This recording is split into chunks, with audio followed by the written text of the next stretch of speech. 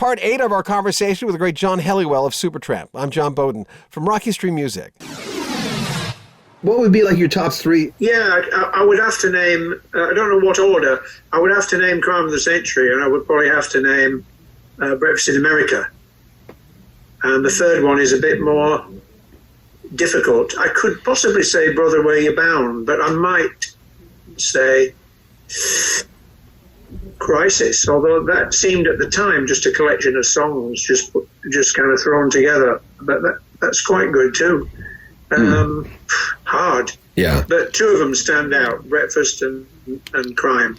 What about for you, like all-time favorite albums? Yeah, I do. I have 2 or 3 I could just mention to you. The best live album ever made, Donny Hathaway Live. Absolutely amazing album. Curtis Mayfield, There's No Place Like America Today. Great. Weather Report, Heavy Weather. Yeah. I'll be tempted to say name a Steely Dan one, but I'm not sure which one. Asia's good, but there's a lot of other good ones. Just thinking about albums that maybe your audience might have heard of. There's a lot of jazz albums that I like. One of my favorite albums is Glenn Gould playing the Goldberg Variations by J.S. Bach. And there's 2 versions of that. There's one he recorded in 1955 or 6, and one that he did about 20 years later. Different tempo. So this is getting a bit more esoteric. No, I think it's great. I think knowing Supertramp fans, they would go like the Donny Hathaway. Oh, yes. And the only time I saw Donny Hathaway was he actually wasn't very good. And I was really, really disappointed because I knew the album. In what way? In what way he wasn't very good? It was lackluster and okay. Down. But I can tell you what the greatest rock and roll album is, and that's by Edgar Winter, and it's called Edgar Winter's White Trash, and it's a studio album, and it's his band, and it's really dirty, and it's rock, and it's gospel, and it's gospelly tinged, and there's saxophone solos, and there's great vocalists, Jerry Lacroix and Edgar Winter. That was a great band. So Edgar Winter's White Trash I would recommend. I'm just kind of curious. When you left home, how old were you when you left home? 18. What were the albums in your collection, just a few of them when you left home? What were the albums you were listening to? Do you remember? Yeah, I did a program the other day, and I have the albums right in front of the chair. That's one. There you go. You Cannonball Adderley. Cannonball Adderley. This is another.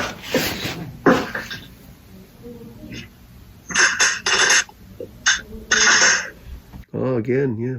Miles Davis. That's one of the greatest jazz albums, along with Miles Davis's Kind of Blue, that I could just single out, just 1 or 2 now. But, why do you think even people who are fair weather friends to jazz, they all have Kind of Blue? I have Kind of Blue. I mean, I'm not a fair weather.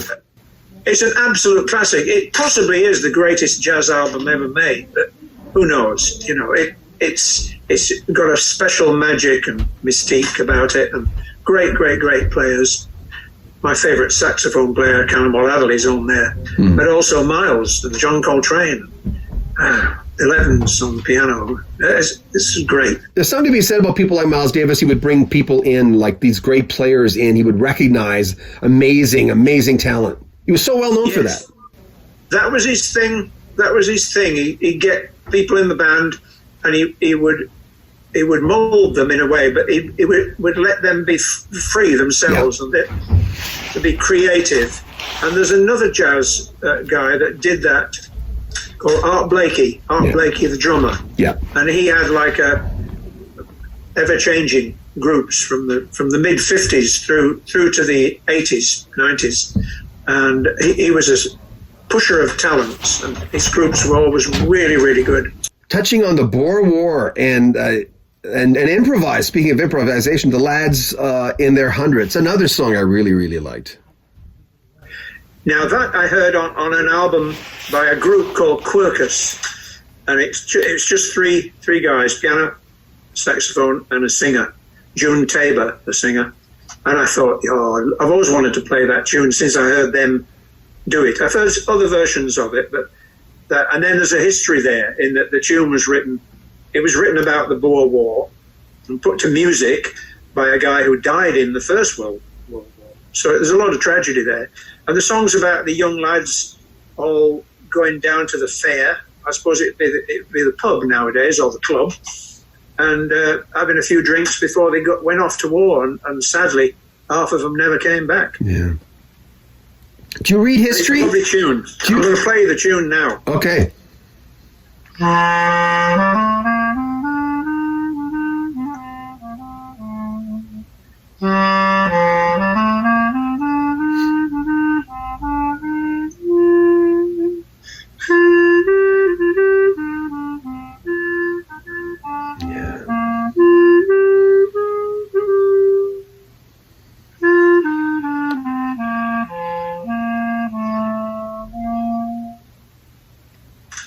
That's the Lads in their hundreds.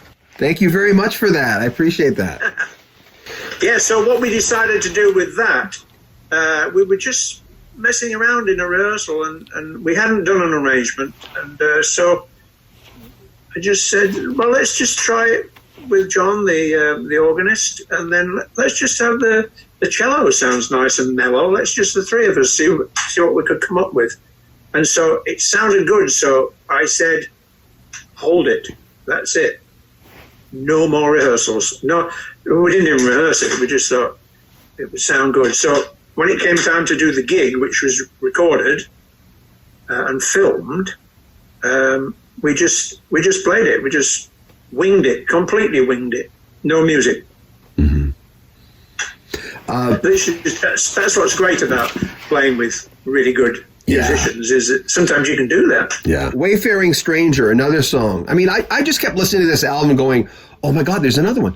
Oh my God, there's another one, you know? The beautiful. Wayfaring Stranger. I mean, we've heard, I think the first time I heard that was possibly Johnny Cash singing it. Yeah. But there's a great double bass player, jazz double bass player called Charlie Hayden. And I heard him playing it and singing it, and I thought, oh yeah, that's really good. And I thought it just came up as one of the tunes to write and arrange, and it's just a nice tune. I'm a sucker for nice tunes, you know. I always try to keep melodic, even in my improvisation. I try to play tunes, you know, rather than just bunches and notes. Yeah. So it's just adding another nice tune. Make sure you comment on our video, subscribe to our channel, and share our videos. I'm John Beaudin from Rock History Music.